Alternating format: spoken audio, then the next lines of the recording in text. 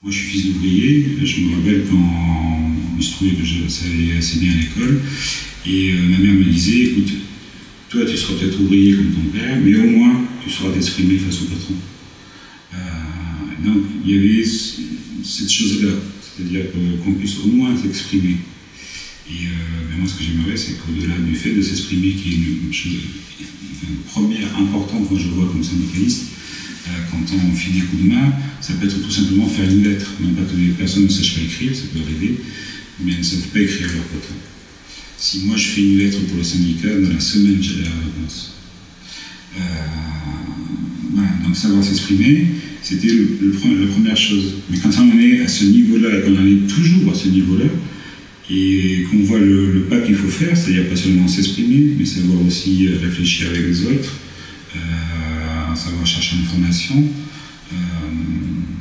rentrer dans des processus de décision, de délibération encore une fois, à l'école ne t'a rien donné là-dessus. Et je l'ai déjà dit, mais c'est vrai qu'on a l'impression qu'aujourd'hui, l'école se formate pour les besoins du marché du travail. Et fondamentalement, là aussi, le travail, c'est quelque chose qui est une activité complexe.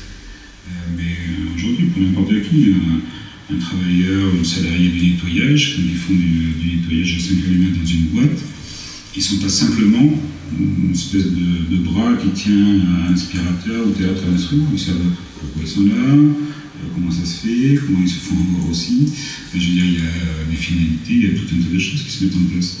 Mais dans la société actuelle, ces personnes sont absolument coupées de tout ce qui peut être décision, à part de savoir si à ce moment-là, ils vont passer ou pas l'instrument.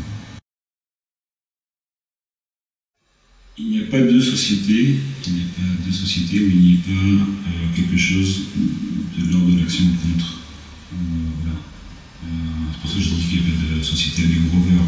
Je pense que le roman d'Orwell est un magnifique roman, mais on le voit bien dans l'histoire. Ce type de société, heureusement, ne peut pas rester bien longtemps en place. Il y a toujours de la rébellion, il y a toujours des formes de contre-action.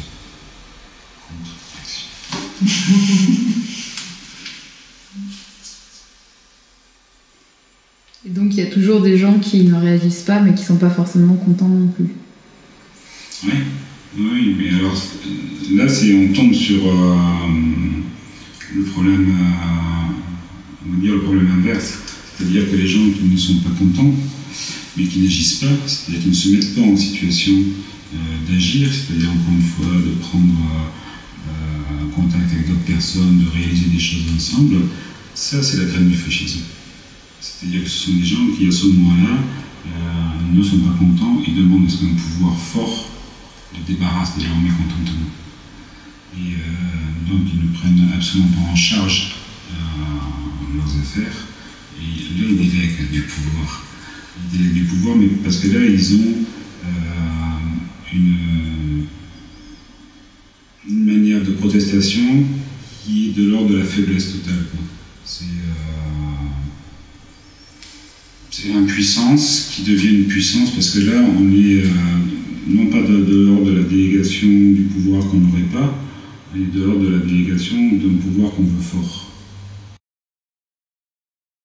C'est quand les choses vont plutôt bien économiquement qu'il y a les mouvements sociaux les plus intéressants. La plus grande grève générale en France, elle a lieu en 68. 68, c'est 2% de chômage. Et encore. C'est parce que quand on se sent fort, non salarié, qu'on a envie de poser des vrais problèmes, qui sont des problèmes qualitatifs.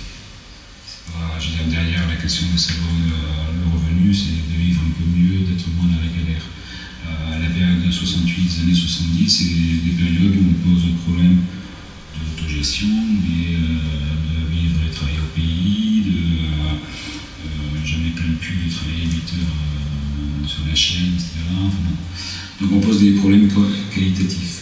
Quand tu es dans des périodes de crise comme on est aujourd'hui, crise pour nous, pas pour le patron, pour ce qu'on appelle le capital, il va très très bien.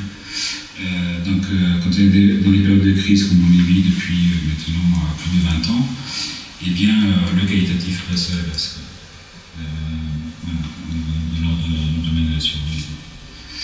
Et l'idée quand même, pour moi l'idée importante, c'est comment on passe justement au qualitatif, c'est-à-dire comment on se pose des questions sur nos vies.